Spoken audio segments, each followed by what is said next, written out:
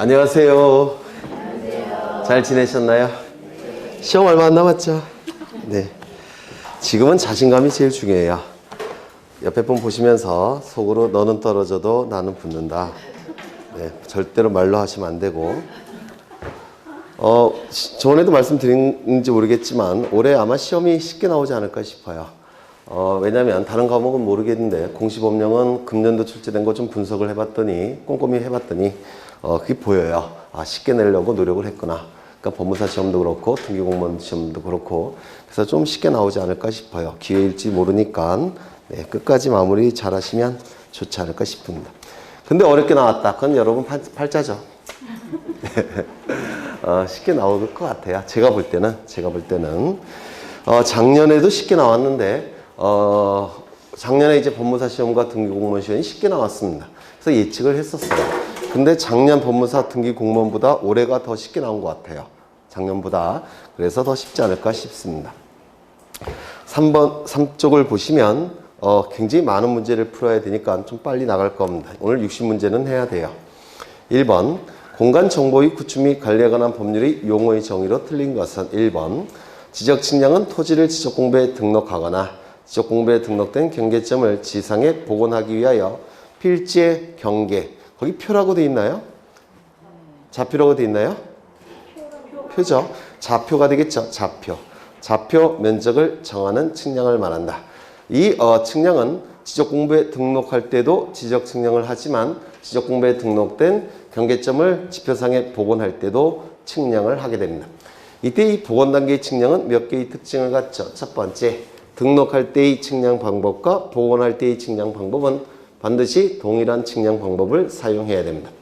복원할 때는 공시 목적으로 하는 게 아니라서 국가기관이 개입해서 검사 측량을 하지 않는다고 했죠. 또한 복원할 때는 지적공부의 내용이 바뀌는 게 없기 때문에 지적정리도 하지 않을 테고 면적 측정도 원칙적으로 하지 않는다고 했습니다. 이때 복원 단계의 측량은 두 가지가 있죠. 경계복원 측량, 지적 현황 측량. 2번 면적은 지적공부에 등록한 필지 수평면상의 넓이를 말한다. 맞죠? 맞아요. 네, 수평면상의 넓이 이걸 자주 출제하죠. 수평면상의 넓이. 경사면적이 아니라 수평면상의 넓이를 얘기할 겁니다. 3번 경계점이란 필지를 구획하는 선의 굴곡점으로서 도면의 도해 형태로 등록하거나 좌표 등록부에 좌표 형태로 등록하는 점을 말한다. 맞겠죠? 4번 연속 지적들은 지적 측량을 하지 아니하고 요 문구를 꼭 기억하셔야 돼요. 지적 측량을 하지 아니하고 전산화된 지적도 임야도 파일을 이용하여 도면상의 경계점을 연결하여 작성된 도면으로서 측량에 활용할 수 없는 도면 뭐 여러 번 강조를 했던 겁니다. 그래서 5번 지목은 토지의 주된 성질 아니죠. 주된 용도에 따라서 지목이 결정되죠. 이를 용도 지목이라고 얘기할 겁니다. 지목을 결정하는 방법은 세 가지가 있죠. 용도 지목, 두 번째 토성 지목, 세 번째 지형 지목. 기억나셔요? 그래서 용도 지목은 용도에 따라서 지목이 결정될 때 용도 지목, 토지의 성질에 따라서 지목이 결정될 때 토성 지목, 토지 형태에 따라서 지목이 결정될 때 지형 지목이라고 했죠. 공간정보법은 용도 지목을 채택하고 있고요. 그래서 정답은 5번, 2번 공간정보법령상 지번에 관한 설명으로 옳지 않은 것은 1번 지적소관청은 지적공부에 등록된 지번을 변경할 필요가 있다고 인정되면 시도지사 대도시시장의 승인을 받아 지번 부여 지역 전부 또는 일부에 대해서 지번을 새로 부여할 수 있다. 지번 변경은 이해관계인이 존재하기 때문에 한 단계 더 높은 국가기관인 시도지사 대도시시장의 승인이 필요하죠. 그런데 지번을 처음으로 부여할 때는 승인이 필요합니까? 필요 없죠. 바꿀 때만 승인이 필요하다고 했습니다. 그래서 지번을 처음 부여할 때는 지적소관청이 지번 부여 지역별로 국수에서 남동쪽으로 차례대로 부여하죠. 승인이 필요가 없습니다. 하지만 기존의 지번을 바꿀 때는 승인이 필요하다는 거. 누구의 승인? 시도지사, 대도시시장의 승인. 또한 지번을 바꿀 때는 전부도 바꿀 수 있지만 일부도 바꿀 수 있다는 거. 이런 문구 갖고 장난을 치죠. 3번 임야대청 임야도에 등록하는 토지 지번은 숫자 D가 아니라 앞에 산자를 붙이죠. 앞에 산자를 붙입니다. 틀렸을 테고. 3번 도시개발사업 등이 준공되기 전이라고 한다면 토지가 바둑판 모양으로 바뀌기 이전이기 때문에 토지를 보고서 지번을 부여할 수는 없고 사업 계획도 갖고 지번을 부여할 수밖에 없겠죠. 또한 도시개발사업이라는 문구가 나왔기 때문에 지적, 확정, 측량, 실시지역의 지번 부여 방법을 따르게 될 겁니다. 그래서 사업계획도 지적, 확정, 측량, 실시지역의 지번 부여 방법 이걸 기억해 두셔야 됩니다. 4번 지번은 본번과 부번으로 구성하되 복식 지번을 얘기하겠죠. 본번과 부번 사이에 대시 표시로 연결하고 반드시 의라고 읽어야 되죠. 5번 지적서 관청은 축척 변경으로 지번의 결번이 생길 때는 지체 없이 그 사유를 결번대장에 적어 영구히 보존해야 된다. 결번대장 영구 보존 뭐 수십 번도 더 얘기했죠. 지번대장이 아니라 결번대장 그리고 영구 보존. 그러면 결번이라는 것은 지적공부에서 빠진 번호를 결번이라고 할 텐데 일단 분할의 경우는 결번이 나타납니까? 나타나지 않습니까? 분할은 결번이 나타날 수가 없겠죠. 그렇죠? 그래서 분할은 결번이 나타나지 않는다는 거 꼭 기억해 두셔야 될 테고 따라서 정답은 2번, 3번 토지 이동에 있어서 지번 부여 방법으로 옳지 않은 것은 1번 지번은 별개의 토지로 획정된 필지를 구별하여 특정할 수 있도록 개개의 필지마다 부여하는 숫자이다. 맞겠죠? 토지를 특정하기 위해서 다른 토지와 구별하기 위해서 이 숫자 형태로 부여한 것이죠. 2번 지적 확정 측량을 실시한 지역의 각 필지의 지번 부여 방법을 준용하여 지번을 부여하는 경우에는 지번 부여 지역의 지번을 변경할 때 행정구역 개편에 따라서 지번을 부여할 때 축적 변경 시행 지역의 필지에 지번을 부여할 때가 있다. 뭐죠? 도축, 지행, 확정. 그렇죠? 도축, 지행, 확정. 4번, 3번 지적서 관청은 지적 공부에 등록된 지번을 변경할 필요가 있다고 인정되면 금방 보신 거죠. 맞는 집이 될 테고 4번 지적서 관청은 행정구역의 변경, 도시개발 사업의 시행, 지번 변경, 분할합병, 축적 변경, 지번 정정 등의 사유로 지번의 결번이 생길 때는 지체 없이 그 사유를 결번대장에 적어 영구히 보존해야 된다. 뭐가 틀렸죠? 분할. 분할은 결번이 나타나지 않죠. 그래서 어디서 훔쳐와야 되죠. 그 다음에 5번 분할의 경우 분할 후의 필지 중 한 필지 지번은 분할 전 지번으로 하고 나머지 필지의 지번은 본번의 최종 부번의 다음 순번으로 부번을 부여한다. 맞겠죠? 이 경우 주거 사무실 등의 건축물이 있는 필지에 대해서는 분할 전 지번을 우선해서 부여해야 된다. 이때는 분할은 신청이 필요합니까? 필요 없습니까? 필요 없죠. 합병의 경우에는 건축물이 있는 토지를 합병의 지번으로 부여하기 위한 소유자의 신청이 필요하죠. 하지만 분할은 신청이 필요 없습니다. 그래서 이 분할과 합병이 비교되면서 계속 존재하고 있죠. 정답은 4번. 4번. 다음은 지번에 관한 설명이다. 옳지 않은 것은 1번. 기후식은 시가지 지역이 지번 부여에 적합한 방법으로 교호식이라고도 한다. 기후식 뭔지 아시죠? 기자는 홀수 기자예요. 우는 짝수 우자입니다. 그래서 여기 도로나 강이 있을 때 도로변이나 강변에 토지들이 존재합니다. 그래서 여기서 지번을 어떻게 부여하느냐면 1번, 2번, 3번, 4번, 5번, 6번 이런 식으로 지번을 부여해요. 그럼 이쪽은 전부 다 뭐죠? 홀수. 기자는 홀수 기자예요. 이쪽은 전부 다 뭐죠? 우수. 우자는 짝수 우자입니다. 그래서 한쪽은 전부 다 홀수. 한쪽은 전부 다 짝수. 이게 도로라고 한다면 이를 기우식이라고 부릅니다. 기우식. 한쪽은 전부 다 홀수. 한쪽은 전부 다 짝수. 또는 지번이 이렇게 상호 교차하면서 지번을 부여하고 있죠. 상호간에 교차하면서 지번을 부여하고 있다고 해서 교호식이라고도 불러요. 상호간에 교차하는 방식으로 지번을 부여한다고 해서 교호식이라고도 부릅니다. 다 기출지문이에요. 그러면 이러한 방법은 어느 지역에서 주로 사용하느냐면 도로는 도시지역에 많이 있죠. 도시지역에 있는 도로 가짜가 뭐죠? 아니, 도로 가짜죠. 시가지 지역에서 많이 사용하는 방법입니다. 시가지는 요 시가 도시라는 뜻이고 이건 도로 가짜예요. 그래서 도시에 있는 도로변 토지에서 주로 사용하는 방법이다 라고 얘기합니다. 이를 기우식 또는 교호식이라고 얘기합니다. 그래서 맞는 집이 되겠죠. 2번 단식 지번은 본번만으로 구성된 지번을 말하며 복식 지번은 본번에 부번을 붙여 만들어지는 지번을 말한다. 맞겠죠? 3번 지역단위법은 지번부여 지역이 넓지 않을 경우나 도면의 매수가 많지 않은 경우에 적합한 지번부여 방법이다.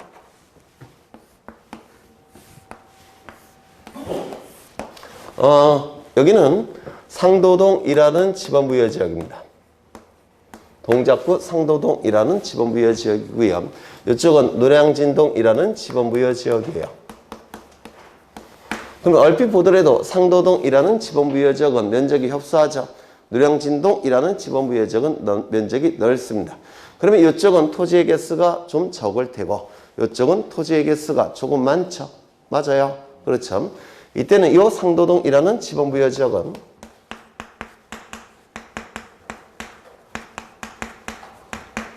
면적이 좁고 토지의 개수도 적기 때문에 이 지번부여 지역을 하나의 단위로 해서 이 안에 토지들의 숫자를 지번을 부여합니다. 이런 식으로. 그래서 하나의 지번부여 지역을 단위로 해서 지번을 부여하는 방법이라고 해서 지번부여 지역 단위법이라고 불러요. 너무 기니까 여기서부터 여기까지 생략해서 지역단위법, 지역단위법이라고 얘기합니다. 그래서 지번부여 지역의 면적이 좁고 필지의 수가 적은 경우에는 그 지번부여 지역을 하나의 단위로 해서 그 안에 토지에 지번을 부여하는 방법, 이를 지역단위법, 지역단위법이라고 불러요. 그런데 이 노량진동이라는 지번부여 지역은 면적이 넓고 따라서 토지의 개수도 많습니다. 따라서 이런 식으로 지번을 부여하게 되면 관리가 조금 힘들어진대요. 따라서 몇 세트로 나눠서 지번을 부여합니다. 몇 세트로 나눠서. 그래서 이렇게 나눕니다. 이렇게 나눠서 이 안에 토지들이 있을 텐데 이렇게 지번을 부여하겠다는 겁니다. 그래서 한 세트로 관리하고 그 다음에 여기 9번이니까 10번, 11, 12, 13, 14, 15, 16, 17, 18 그래서 한 세트로 관리하고 그 다음에 여기도 18번이니까 19, 20, 21, 22, 23, 24 이렇게 부여해서 한 세트로 관리하고 여기 25번, 26번 이런 식으로 부여해서 한 세트로 관리하겠다는 겁니다. 이때 이 한 세트를 도엽이라고 불러요. 도엽. 여기서 도자는 지적도, 임야도를 의미하고요. 엽은 부분이라는 뜻을 가진 한자예요. 그래서 도엽을 단위로 해서 지번을 부여하는 방법이라고 해서 도엽단위법이라고 부릅니다. 그래서 지적도, 임야도별로 지번을 차례대로 부여해서 그 지적도, 임야도별로 따로 관리를 하겠다는 겁니다. 이를 도엽단위법, 도엽단위법이라고 불러요. 그러면 이 지역단위법과 도엽단위법은 특징을 기억해 두셔야 되는데 얼핏 딱 보더라도 이쪽은 면적이 좁은 지역, 따라서 토지의 개수가 적은 지역, 이쪽은 면적이 넓은 지역, 따라서 토지의 개수가 많은 지역, 이쪽은 도면의 장수가 적을 테고 이쪽은 도면의 장수가 많겠죠. 이런 것들이 출제가 된 적이 있어요. 그럼 지문을 보시면 지역단위법은 지번부여 지역이 넓지 않은 경우나 도면의 매수가 많지 않은 경우에 적합한 지번부여 방법이다. 맞겠죠? 도엽단위법은 지번부여 지역의 면적이 비교적 넓은 경우나 도면의 매수가 많은 경우에 적합한 지번부여 방법이다. 맞겠죠? 그 다음에 단지단위법은 농촌지역에 적합한 지번부여의 방법이다. 단지단위법, 단지식 또는 단지가 영어로 블록이라고 하니까 블록식이라고 얘기합니다.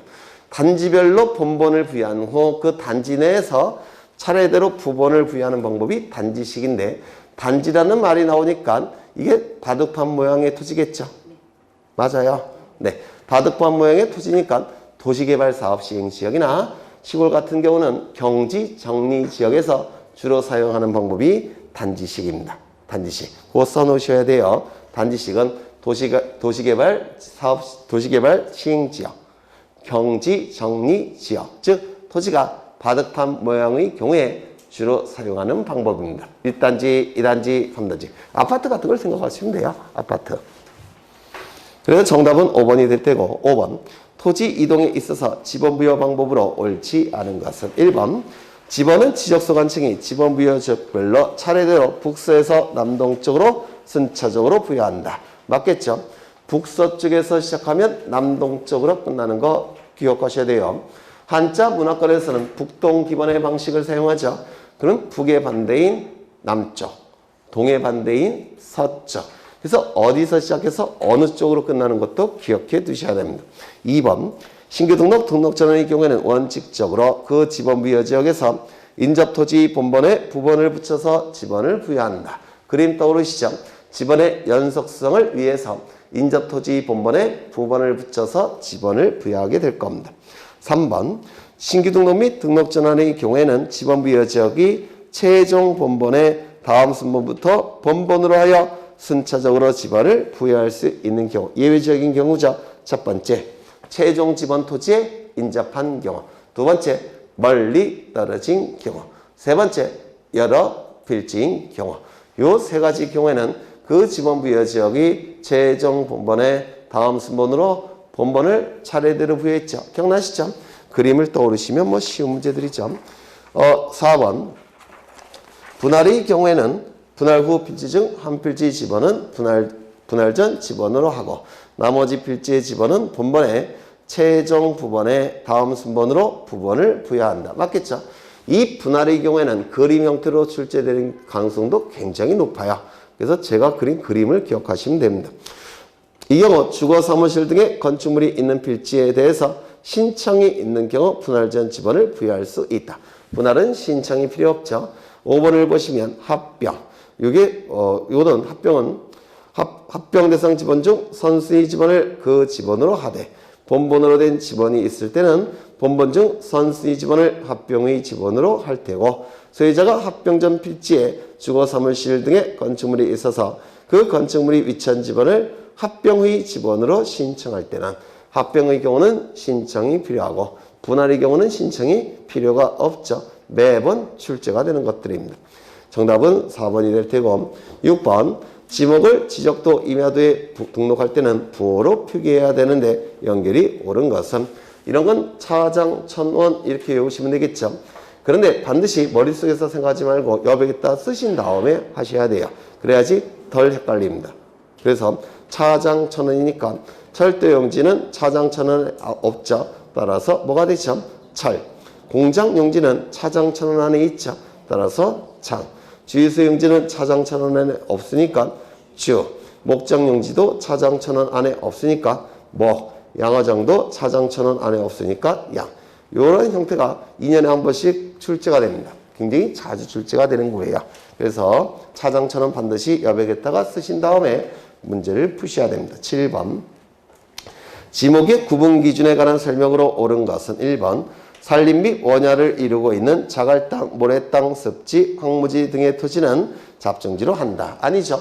예전에 산림이라는 지목과 원야라는 지목이 있었는데 이 두 개의 지목이 합쳐진 게 뭐죠? 임야. 그렇죠. 그래서 이건 잡종지가 아니라 임야가 될 겁니다. 2번 전기, 수도 등의 판매를 위하여 일정한 설비를 갖춘 시설물 부지는 주유소 용지이다. 맞겠죠? 올해 출제가 될 겁니다. 그래서 개정이 된 지목에 대해서는 출제가 될 거예요. 뭐가 있죠? 야영장, 애영장, 지목이 뭐예요? 유원지, 그 다음에 주유소 용지, 그 다음에 가장 출제 확률이 높은 건 잡종지예요. 꼭 정리를 하셔야 됩니다. 그래서 2번은 맞았을 테고 가수류를 집단적으로 재배하는 뭐죠? 가수원이 되겠죠. 이에 접속된 주거용 건축물의 부지는 가수원이 아니라 뭐죠? 대가 되겠죠.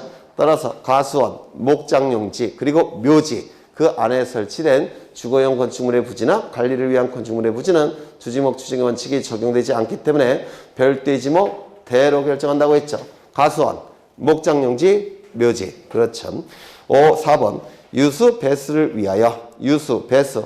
그럼 이건 뭐예요? 물이 흘러가는 것이죠. 흐르는 물 하면 국어 아니면 하천이 되겠죠. 그런데 인공적 소규모라는 단어가 있으면 국어, 없으면 하천. 맞아요. 따라서 인공적이라는 단어가 있으니까 이는 국어가 될 겁니다. 유지는 유자가 물방울 머무를 유, 지는 연못지자예요. 따라서 물이 고여 있어야지만 유지가 될 수 있죠. 따라서 유수, 배수라는 문구가 있으니까 유지는 될 수가 없습니다. 5번 일반 공중의 위락, 휴양에 적합한 시설을 종합적으로 갖춘 야영장. 뭐죠? 유원지. 올해 출제가 되겠죠. 그래서 정답은 2번, 8번 지목에 관한 설명으로 틀린 것은 1번 종교단체 법인 설립 허가 여부와 관계없이 종교집회장이나 수도장을 건축하여 사용 승인된 경우에 지목은 종교용지다. 지목을 결정하는 방법은 토지의 주된 용도에 따라서 결정하는 것이지 그 토지를 누가 사용하느냐는 지목을 결정하는 요소가 되지 못한다고 했죠. 따라서 법인 설립 허가 여부 이런 건 전혀 관련이 없습니다. 주된 용도에 따라서 결정이 되는 거니까. 그래서 틀린 지문이 맞는 지문인가요? 맞는 지문이겠죠. 상업용 건축물의 일부를 임대하여 예배, 설교 등을 행하는 교회 사찰의 지목은 종교용지다. 상업용 건축물이라고 한다면 그 부지는 대가 돼요. 그렇죠? 영구적 건축물 중 주거, 사무실, 점포, 문화시설 부지는 당연히 대가 되겠죠. 그런데 임대해서 사찰 같은 걸 세웠다는 겁니다. 그럼 이건 영속적인 변경입니까? 일시적인 변경입니까? 일시적인 변경에 불과해요.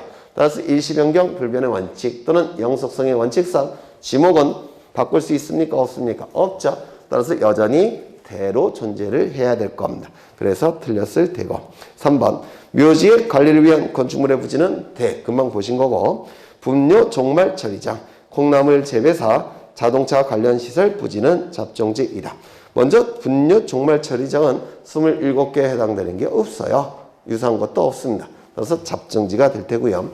콩나물 재배사라고 되어 있는데 여기서 사자는 장소 또는 시설이라는 뜻을 가진 한자인데요. 콩나물을 재배할 때 물을 상시적으로 직접 이용할까요? 아니면 물을 상시적으로 이용하지 않을까요? 누가 그래요? 상시적으로 이용한다고? 물을 상시적으로 이용한다는 얘기는 뿌리가 항상 물 밑에 있어야 된다는 얘기예요. 그럼 콩나물 썩어요. 네. 콩나물 안 키워보셨어요? 저는 키워봤는데 어릴 때 할머니가 시켜서. 네. 그래서 끊임없이 물을 부어줍니다. 그러면 상시적으로 이용 안 하는 겁니까? 물을 끊임없이 부어줘요. 30분마다. 근데 물에 잠겨서는 안 돼요. 그렇죠? 그러면 전일까요? 답일까요? 애매해요. 아주 애매하기 때문에 뭐로 보겠다는 겁니다. 잡종지. 잡종지로 보겠다는 겁니다. 이거 이해가 되실까요? 그렇죠? 콩나물 재배사는 잡종지가 될 수밖에 없습니다. 상시적으로 이용한다고 볼 수도 없고 그러다 이용하지 않는다고 볼 수도 없고 애매하기 때문에 잡종지가 되는 겁니다. 또한 자동차 관련 시설, 차고, 세차, 시설, 사무실, 식당 부지. 가장 유사한 것은 주차장으로 볼 수 있는지가 문제가 될 텐데 주차장으로 보기 위해선 주차 용도로만 사용이 돼야 돼요. 그런데 여기는 주차 용도로만 사용되는 건 아니죠.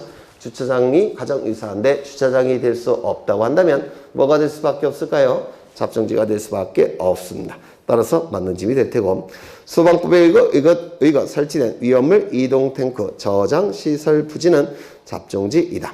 가장 유사한 것은 주유소 용지가 될 텐데 주유소 용지가 될 수는 없어요. 왜? 판매와 관련이 없으니까. 그렇겠죠. 또한 강천지가 되는지가 문제가 될 텐데 강물이 샘처럼 솟구치는 토지이어야지만 강천지가 될 수가 있습니다. 이건 강물이 샘처럼 솟구치는 것도 아니죠. 따라서 이는 잡종지가 될 수밖에 없는 건데 다 기출지문이에요. 잡종지. 정답은 2번. 9번. 다음 중 잡종지가 아닌 것은 가장 출장률이 높은 건 잡종지예요. 첫 번째 갈대밭. 가장 유사한 것은 임야겠죠. 임야 아니면 전이 되겠죠. 그런데 임야가 되기 위해서는 임, 수풀림, 야, 들판야. 그러면 이 갈대밭은 나무들이 빽빽히 우거져 있습니까? 아니죠. 따라서 이 산림에 해당될 수는 없어요. 산림. 그 다음에 들판야, 원야에 해당될 수 있습니까? 갈대가 빽빽히 들어서 있으니까 원야에 해당될 수도 없죠. 따라서 갈대밭은 임야가 될 수가 없어요. 그런데 밭이라는 표현이 있으니까 전이 될 수 있느냐? 전이 되기 위해선 재배라는 단어가 해당이 돼야 돼요. 재배랑은 관련이 없죠. 따라서 갈대밭은 27개 해당되는 게 없습니다. 따라서 잡종지가 될 수밖에 없을 테고 실외에 물건을 쌓아두는 것 가장 유사한 것은 창고용지가 될 텐데 실외라는 표현이 있기 때문에 창고용지는 될 수가 없어요. 창고용지가 될 수 없다면 잡종지가 될 수밖에 없을 테고 돌을 캐내는 것, 흙을 파내는 것 가장 유사한 것은 임야가 되겠죠. 임야. 맞아요. 자갈땅, 모래땅, 습지, 암석지. 그런데 임야에서 돌이나 흙을 파낼 때는 원상복구해야 됩니다. 따라서 원상복구라는 문구가 없으니까 이것도 잡정지. 야외 시장은 가장 유사한 것은 대예요. 영구적 건축물 중 주거, 사무실, 점포, 문화시설, 부지. 그런데 야외라는 표현이 있기 때문에 점포로 볼 수는 없죠. 따라서 대가 될 수는 없습니다. 그렇다면 잡정지가 될 수밖에 없다는 겁니다. 공동우물 가장 유사한 것은 유지인데 유지는 먹는 물은 아니죠. 따라서 유지가 될 수는 없습니다. 그렇다고 수도용지로 볼 수 있느냐? 그럴 수도 없어요. 왜? 정수시설이 없으니까. 따라서 이것도 잡정지가 될 수밖에 없다는 겁니다. 잡정지는 좀 기억해 두셔야 돼요. 변전소, 성신서, 수신서 여기까지 일단 영구적 건축물이죠. 영구적 건축물인데 대가 되기 위해선 주거, 사무실, 점포, 문화시설, 부지이어야 돼요. 그런데 변전소, 성신서, 수신서 이런 것들은 영구적 건축물로 볼 수는 있지만 주거, 사무실, 점포, 문화시설과는 전혀 관련이 없기 때문에 이것도 대가 될 수는 없습니다. 뭐가 될 수밖에 없습니까? 잡정지. 송위시설 가장 유사한 것은 강천지나 주유소용지가 될 텐데 주유소용지로 볼 수는 없어요. 판매와 관련이 없으니까. 또한 강천지로 볼 수가 있느냐. 송위시설 이런 것들은 강천지에서 제외한다라고 되어 있죠. 따라서 강천지로 볼 수도 없습니다. 송유관, 성수관은 강천지에서 제외가 돼요. 그러면 이것도 잡정지가 될 수밖에 없다라는 겁니다. 4번 이것 꼭 기억해 두셔야 되죠. 잡정지 올해 출제가 될 겁니다. 4번도 3번, 4번 꼭 기억해 두셔야 되죠. 잡정지 올해 출제가 될 겁니다. 원상회복을 조건으로 돌을 캐내는 거, 흙을 파내는 거 이건 잡정지가 될 수가 없다고 했죠. 아마도 임야가 될 가능성이 가장 높습니다. 그래서 정답은 5번. 10번 지목에 관한 설명 중 옳지 않은 것은 1번 지목의 설정 방법으로는 일필일목의 원칙. 한 필지 토지가 지적공부에 등록이 될 때는 하나의 지목만 등록할 수 있죠. 일필일목의 원칙. 그렇다면 두 개 이상의 지목으로 두 개 이상의 토지로 사용이 될 때는 하나를 선택해야 되겠죠. 선택하는 방법은 주지목 추정의 원칙 또는 주용도 추정의 원칙. 그 다음에 일시적이고 임시적인 용도 변경이 있다고 해서 지적공부에 등록된 지목은 바꿀 수는 없죠. 일시변경 불변의 원칙 또는 영속성의 원칙. 같은 뜻이에요. 일시변경 불변의 원칙, 영속성의 원칙. 지목은 세금과 관련되어 있기 때문에 조세 법정주의상 지목도 법에서 정한 것만 인정합니다. 우리 공간정보법에서 28개만 규정하고 있기 때문에 지적소관청이 늘리거나 줄일 수는 없습니다. 세금과 관련이 있어서 이를 지목법정주의라고 얘기합니다. 그 토지에 주된 사용 목적이 있겠죠. 달리 표현하면 사용 목적은 주된 용도예요. 그 사용 목적에 따라서 지목이 결정돼야 된다는 원칙, 사용 목적 추정의 원칙이라고 하는데 택지 조성 사업이 이루어지게 되면 그 토지의 사용 목적은 주택지로 사용하겠다는 것이죠. 따라서 지목은 뭐가 될까요? 맞아요. 택지 조성 사업의 목적은 주택지로 사용하겠다는 거니까 되게 되겠죠. 그 다음에 제일 중요하다고 보여지는 것이 바로 그 밑에 거예요. 뭐죠? 등록 선회의 원칙. 이게 지적이기에 굉장히 많아요. 제방으로 사용이 된다면 그 지적공부의 지목은 제방으로 등록되겠죠. 그런데 제방 위에 도로를 설치했다는 겁니다. 그래서 제방으로 사용되면서 동시에 도로로 사용이 되더라는 겁니다. 그러면 제방인지 도로인지 주지목 추정의 원칙에 따라서 판단할 텐데 어느 게 주인지 종인지 잘 판단이 안 들어요. 그때는 등록 선회 원칙상 먼저 등록한 바에 따라서 지목이 결정이 돼야 될 겁니다. 그래서 주지목 추정의 원칙 갖고는 지목이 결정이 안 될 때 그 다음에 선택하는 방법은 등록 선회 원칙이에요. 먼저 등록한 바에 따라서 지목이 결정돼야 된다는 원칙. 당연히 뭐가 되겠습니까? 제방이 되겠죠. 네. 그래서 뭐 1번은 그렇고 2번 농작물 경작을 위한 유리 원실, 고정식 비닐하우스, 고정식 원실, 버섯 재배사, 양소기 재배사. 사자는 장소 또는 시설 또는 곳이란 뜻입니다. 부지가 전에 있으면 전, 답에 있으면 답이다. 지적 예규에 나와 있는 건데 기출지문이에요. 그러면 이게 왜 전에 있으면 전, 답에 있으면 답이냐면 이러한 시설물 안에서 경작하는 농작물이 있죠. 이 경작의 방법이 물을 상시적으로 직접 이용해서 경작하는 농작물이라고 한다면 어디에 설치되어 있을까요? 답. 물을 상시적으로 이용하지 않는 방법의 경작을 사용하는 농작물이라고 한다면 어디에 설치되어 있을까요? 전. 무슨 말인지 아시겠죠? 네. 그런 뜻이에요. 그 그 다음에 3번. 전과 답의 분류는 물을 직접 이용하느냐 여부에 따른 경작 방법에 의하여 결정한다. 맞겠죠? 밤, 호두나무, 잣나무 등의 유실수가 자생하는 토지는 가수원이다. 가수원이 되기 위해선 집단적이면서 재배이어야 됩니다. 자생은 재배와 반대말이죠. 따라서 가수원이 될 수는 없습니다. 아마도 임야가 될 가능성이 가장 높습니다. 5번 꽁, 지렁이, 꿀벌 뭐죠? 대표적인 가축이에요. 뭘까요? 목장용지. 학교 가신 다음에 지렁이는 꼭 키워보셔요. 비 많이 오면 길거리 이렇게 다니다 보면 지렁이 큰 거 많아요. 네. 지렁이라고 생각하지 말고 용이다 이렇게 생각하시고 네, 정답은 4번. 11번 공간정보법령상 지목의 구분 기준에 관한 설명으로 옳은 것은 1번 물을 상시적으로 이용하지 않고 재배 뭐죠? 전이 되겠죠? 그렇죠? 상시적으로 이용하지 않고 재배 전이 되겠죠?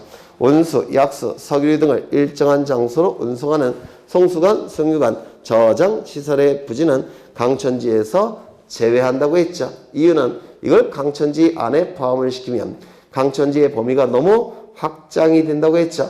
그래서 강천지에서 제외를 합니다. 저장 시설의 부지도 강천지에서 제외가 돼요. 이는 아마도 창고용지가 될 가능성이 가장 높겠죠. 그 다음에 3번 아파트, 공장 등 단일 용도의 일정한 단지 안에 설치된 통로는 주지목 추정의 원칙상 아파트 안에 설치됐다면 대, 공장 용지 안에 설치가 됐다면 공장 용지에 포함시키겠죠. 묘지, 공원으로 결정 고시된 토지는 묘지인지 공원인지가 자주 출제가 되는데 이거는 사람의 복원, 휴양, 정서 생활이 주목적이 아니라 조상의 제사, 숭상, 숭모 이게 주목적이에요. 따라서 묘지에 포인트가 있기 때문에 공원이 아니라 묘지가 되는 겁니다. 자연의 유수가 있거나 있을 것으로 유수라는 표현이 있기 때문에 하천 아니면 국어겠죠. 그런데 인공적 소규모라는 단어가 있으면 이거는 뭐가 되는 겁니까? 국어, 없으면 하천. 따라서 정답은 1번이 되겠죠. 12번 공간정보의 구축 및 관리에 관한 법령상 지상경계의 결정 기준에 관한 설명으로 옳은 것을 모두 고른 것은 1번 연속해서 접하는 토지 간의 높낮이 차이가 없다면 어디입니까? 구조물의 중앙. 다음은 소유권에 따라 경계를 결정하는 경우도 있겠죠. 2번 연접되는 토지 간의 높낮이 차이가 있는 경우에는 무너지지 않는 부분이 경계가 되죠. 어디입니까? 하단부. 다만 소유권에 따라 경계가 결정되는 경우도 있을 겁니다. 도로, 부고 등의 토지에 절도된 부분, 즉 파인 부분이 있는 경우에는 어디입니까?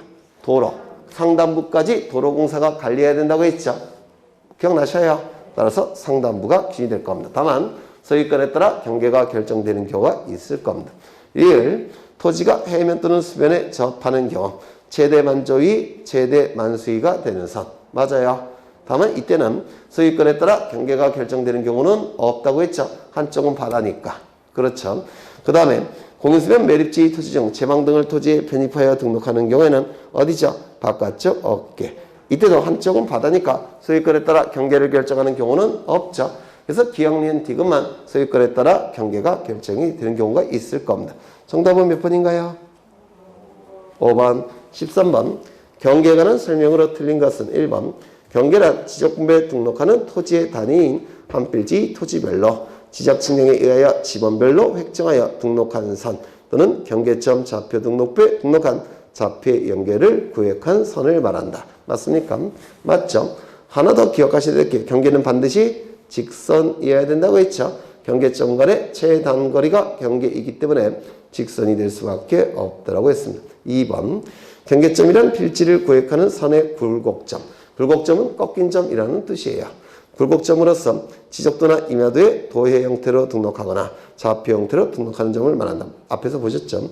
3번 우리나라는 토지의 경계를 물리적인 실제 형태로 표시합니까? 아니죠. 경계점 간의 최단거리니까 무조건적으로 직선이 될 수밖에 없다고 했죠. 실형대로. 이게 틀렸죠. 어떤 토지가 공간정보의 구축 및 관리에 관한 법률에 의하여 한 필지 토지로 지적공부에 등록이 되면 그 토지는 특별한 사정이 없는 한 그 등록으로서 지적공부에 등록됨으로써 특정되나 딱 정해져 있는 겁니다. 그 정보가 소유권의 범위는 현실의 경계에 의해서 확정됩니까? 아니죠. 도면의 경계가 없고 획정이 되죠. 왜요? 도면에 도면상의 경계에 적용되는 법률은 공간정보법. 토지위 경계, 지표상의 경계에 적용되는 법률은 민법. 민법은 일반법이고 공간정보법은 특별법이죠. 따라서 특별법 우선의 원칙상 도면의 경계가 우선이 되는 겁니다. 따라서 도면상의 경계를 가지고 소유권이 결정이 되는 거예요. 범위가. 맞아요. 그렇죠. 그래서 틀린 짐이 됩니다. 현실의 경계가 아니라 도면상의 경계가 우선되기 때문에 도면상의 경계가 갖고 확정이 되는 겁니다. 그래서 틀렸을 테고, 경계침범 여부가 문제로 되어 지적도상의 경계를 실제 복원하기 위하여 항하는 경계복원 측량은 등록할 당시의 측량 방법과 같은 방법으로 해야 된다. 맞겠죠? 정답은 4번. 14번. 지적도의 축척이 600분의 1인 지역에 신규 등록할 토지의 측정 면적을 계산한 값이 7325.551제곱미터인 경우 토지대장에 등록하는 면적은 얼마죠? 소수점 첫째 자리가 구하고자 하는 끝자리죠. 그럼 끝수 뭡니까? 51. 51 두 자리가 나올 때는 5형을 기준으로 한다고 했죠. 5형보다 큰 숫자가 나오니까 무조건 올려서 7325.6제곱미터로 등록하겠죠. 정답은 4번. 15번. 공간 정보의 구축 및 관리에 관한 법령상 세부 측량 시 필지마다 면적을 측정하여야 하는 경우가 아닌 것은 도면을 새롭게 작성이 될 때, 도면을 그릴 때 그때는 면적을 다시 측정해야 됩니다. 또는 도면에 등록된 경계가 달라질 때 이때는 면적을 다시 측정해야 돼요. 또는 좌표값이 달라질 때 면적을 다시 측정해야 되겠죠. 그러면 지적공부의 복구는 대장도 없어졌고 도면도 없어졌다는 겁니다. 그러면 대장과 도면이 없어졌다면 도면도 다시 만들어야 되고 대장도 다시 만들어야 되겠죠. 이때 도면을 다시 만들어서 그 도면 위에서 면적을 측정해내야 됩니다. 그래서 측정된 면적을 대장을 다시 만들 때 거기에 등록해야 되겠죠. 따라서 지적공부의 복구는 면적 측정이 필요합니다. 맞아요. 그렇죠. 등록전환. 임야대장, 임야도에 등록된 토지를 토지대장 지적도에 옮겨서 등록하는 것을 등록전환이라고 하죠. 그러면 서축척이 임야도에서 면적을 측정하는 것과 대축척의 지적도에서 면적을 측정하는 것은 면적이 훨씬 정밀해지죠. 면적이 달라지니까 면적 측정이 필요합니다. 지목 변경. 면적 경계 좌표와 전혀 관련이 없는 정보가 바뀐 거죠. 면적 측정은 할 필요가 없습니다. 축척 변경. 소축척의 지적도에서 대축척의 지적도로 바꾸는 거죠. 대축척의 지적도는 소축척의 지적도보다 훨씬 경계가 정밀하기 때문에 면적도 정밀하게 구해야 되겠죠. 면적 측정이 필요합니다. 도시개발사. 토지가 바둑판 모양으로 바뀌고 있죠. 따라서 이때도 토지가 바둑판 모양으로 바뀌니까 모양 자체가 달라지니까 면적 측정을 해야 됩니다. 경계를 고친다면 경계가 달라지는 것이죠. 면적 측정 필요합니까? 필요하죠. 경계 정정은 면적 측정이 필요합니다. 경계가 달라졌으니까. 그런데 경계의 위치 정정은 면적 측정이 필요합니까? 필요 없다고 했죠.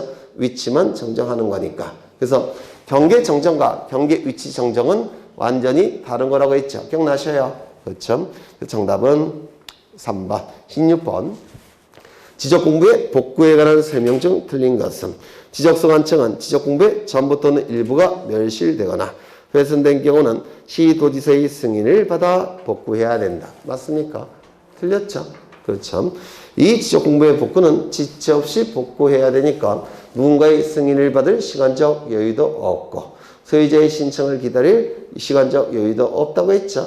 그래서 1번 지문은 틀렸을 테고 2번 지적소관청이 지적공부를 복구할 때는 멸실 훼손 당시에 지적공부와 가장 부합된다고 인정되는 관계 자료에 따라 토지 표시에 관한 사항을 복구해야 된다. 멸실 훼손 당시의 멸실 훼손 당시의 관계 자료인지 복구 당시의 관계 자료인지가 문제가 된다고 했죠. 어느 시점을 기준으로 한다고 했습니까? 멸실 훼손 당시.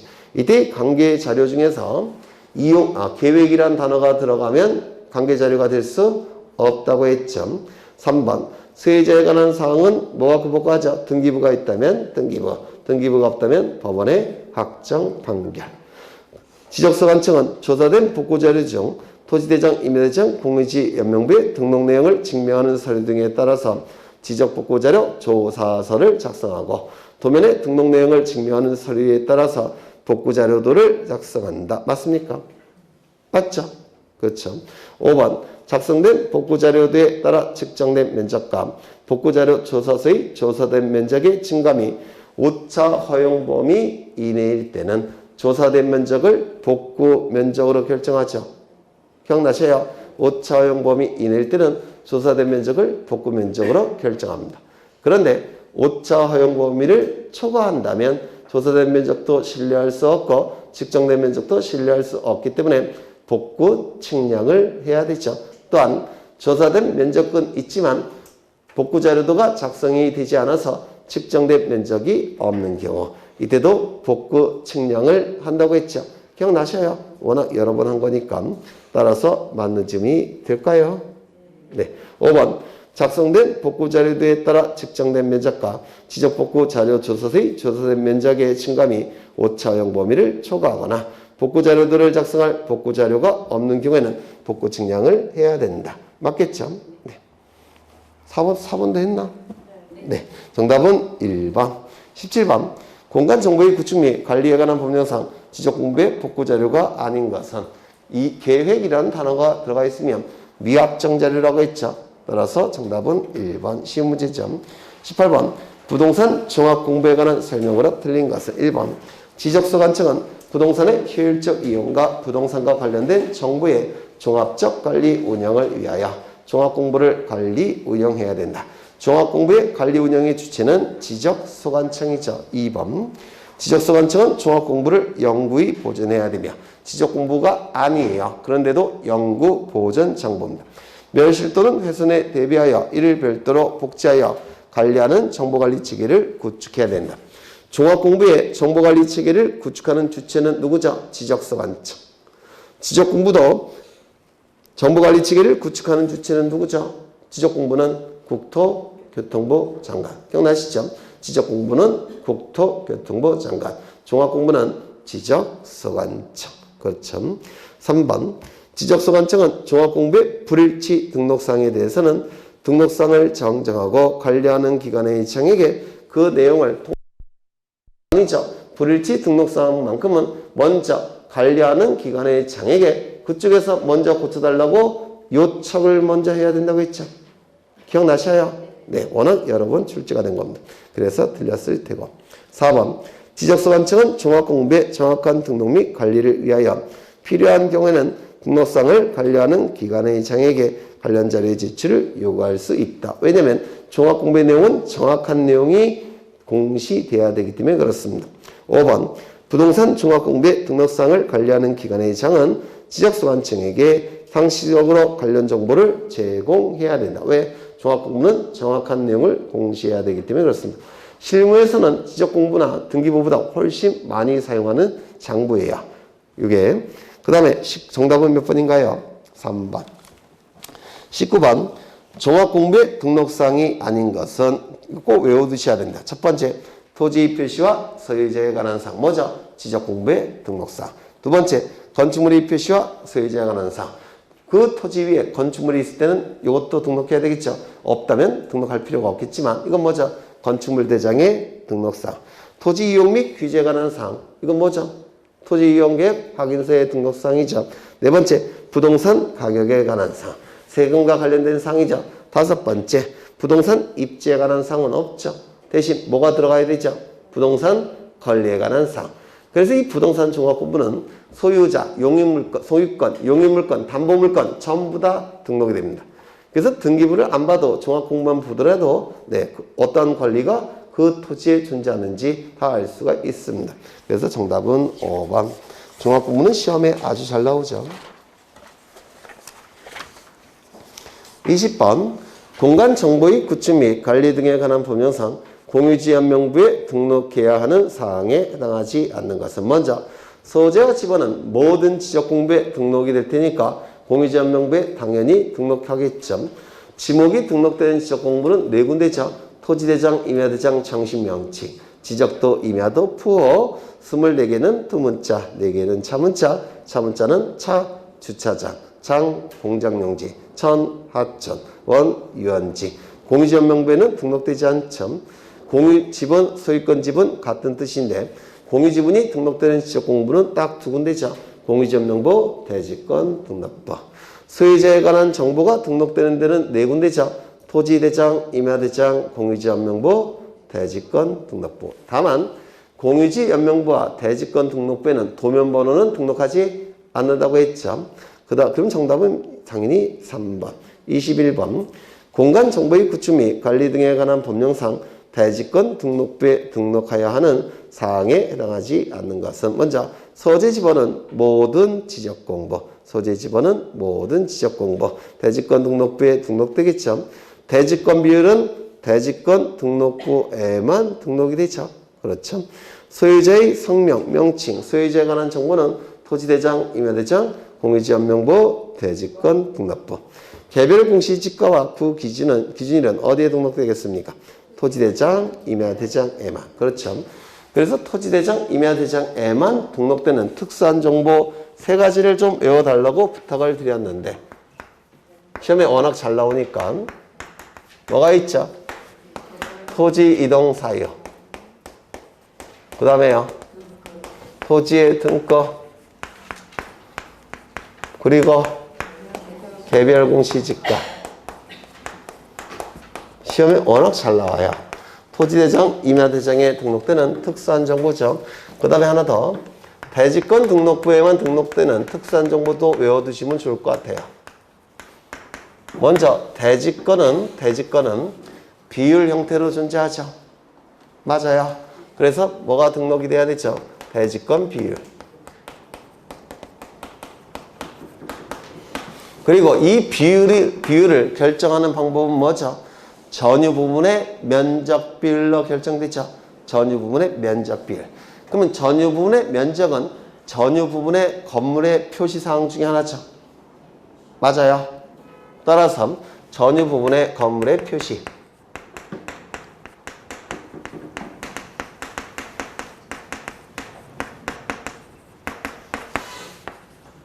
세 번째, 이 대지권은 공동주택의 경우에 존재하죠. 공동주택은 이름이 있죠. 자유아파트. 따라서 건물의 명칭.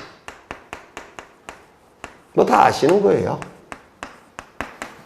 그래서 대지권 등록부에만 등록되는 특수한 정보, 대지권 비율, 전유 부분의 건물의 표시, 건물의 명칭. 좀 외워두시죠. 그러면 정답은 5번이 될 테고요. 22번. 지상경계점 등록부의 등록사항으로 옳은 것은 워낙 시험에 잘 나오죠. 먼저 어느 행정구역에 있는 몇 번지 토지에 대한 지상경계점 등록부라는 것을 표시해야 되죠. 따라서 소재와 지번은 이름표로서 당연히 등록해야 되겠죠. 두 번째, 지상경계점 등록부니까 지상경계점과 관련된 정보가 등록이 되겠죠. 그러면 지상경계점과 관련된 정보 중에서 가장 정확하고 정밀하고 중요한 정보는 뭘까요? 경계점 좌표. 따라서 경계점 좌표값이 있는 토지라고 한다면 당연히 경계점 좌표값도 등록돼야 되겠죠. 그 다음에 어떻게 외웠죠? 위설, 지목, 사파, 종이. 기억나십니까? 위설, 위치 설명도. 지목, 공부상의 지목과 실제 이용 지목. 또 뭐 있죠? 사진 파일. 그 다음에 경계점 표지의 종류 및 경계점의 위치. 기억나셔요? 위설, 지목, 사파, 종이. 정답 꼭 외우셔야 됩니다. 워낙 시험에 잘 나오니까. 공간정보법은 양이 워낙 적기 때문에 그 안에서 계속 반복해서 출제를 합니다. 이런 건 그냥 출제된다 생각하셔야 돼요. 위설, 지목, 사파, 종이. 정답은 몇 번이죠? 3번. 그런데 지상경계점 등록부를 확인해 보면 면적도 등록하는 칸은 있어요. 그러면 면적은 답이 되지 않느냐? 이게 문제가 될 텐데 이거는 이렇게 생각하셔야 돼요. 법적으로 반드시 등록해야 될 정보. 그리고 등록하면 좋고 안 해도 상관이 없는 정보. 그러면 우리가 얘기하는 위설, 지목, 사파, 종이는 뭡니까? 법적으로 반드시 등록하는 정보예요. 무슨 말인지 아시겠죠? 네. 그 다음에 23번. 공간정보의 구축 및 관리 등에 관한 법령상 공유지 연명부와 대지권 등록부에 공통된 등록사항을 모두 고른 것은 먼저 대지권 비율은 대지권 등록부에만 등록하죠. 공유지 연명부에는 등록하지 않죠. 두 번째, 소유자가 변경된 날과 그 원인, 소유자에 관한 정보는 네 군데에 등록하죠. 토지대장, 임야대장, 공유지원명부, 대지권 등록부. 소재 지번은 모든 지적공부. 그 다음에 토지의 고유번호는 도면을 제외한 모든 지적공부. 이 토지의 고유번호는 몇 자리로 구성되어 있죠? 19째 자리. 앞에 10자리는 소재지를 나타내죠. 11번째 자리는 1일 때는 토지대장 지적도, 2일 때는 임야대장 임야도, 3일 때는 경계점 좌표 등록부 토지대장 지적도. 마지막 8째 자리는 뭐죠? 지번. 맞아요. 그렇죠. 그 다음에 소유권 지분, 공유 지분이 등록되는 지적 공부는 딱 두 군데죠. 공유지원명부, 대지권 등록부. 따라서 정답은 뭐 5번이 되겠죠. 25번, 24번. 지적 공부와 등록사항을 연결한 것으로 틀린 것은 1번. 지적도, 소재. 소재 지번은 모든 지적 공부니까 지적도에 등록이 될 테고, 토지 이동 사유, 토지대장, 임야대장. 소유권 지분은 공유지분과 같은 뜻이죠. 공유지원명부, 대지권 등록부. 전유 부분 건물의 표시, 당연히 대지권 등록부. 대지권 등록부에 등록되는 특수한 정보, 대지권 비율, 전유 부분의 건물의 표시, 건물의 명칭. 경계점 좌표 등록부 색인도. 색인도는 도면을 찾는 나침반 역할을 하기 때문에 도면 좌측 상단부에 십자가 모양의 그림이 있는데 이게 색인도였죠. 따라서 정답은 5번. 25번. 공간 정보의 구축 및 관리 등에 관한 법령상 지적 공부와 등록상의 연결이 틀린 것은 1번. 소재 지번은 모든 지적 공부니까 토지대장에 등록이 될 테고, 고유번호는 도면을 제외한 모든 지적 공부니까 토지대장에 등록이 될 테고, 지번은 모든 지적 공부, 개별 공시지가와 그 기준일은 토지대장, 임야대장. 경계는 지적도, 임야도, 위치도, 지적도, 임야도. 공유지분, 소유권 지분은 공유지원명부, 대지권 등록부. 전유 부분의 건물의 표시는 대지권 등록부에 등록되는 거죠. 그래서 4번이 틀렸을 테고, 대지권 비율, 건물의 명칭, 전유 부분의 건물의 표시는 대지권 등록부. 정답은 4번이 되겠죠. 지금 나간 자료가 지금 100선이 나갔는데 거의 다 기출문제예요. 그렇죠. 그 다음에 등기법은 올해 출제된 문제를 반영을 했어요. 등기법에서는. 그 다음에 통영모의고사 120문제가 있죠. 그럼 총 몇 문제인가요? 220문제. 맞아요. 그 정도면 합격 점수 받는 데는 전혀 지장이 없습니다. 자, 그 정도 보시면 될 거예요. 잠시 쉬었다 하겠습니다.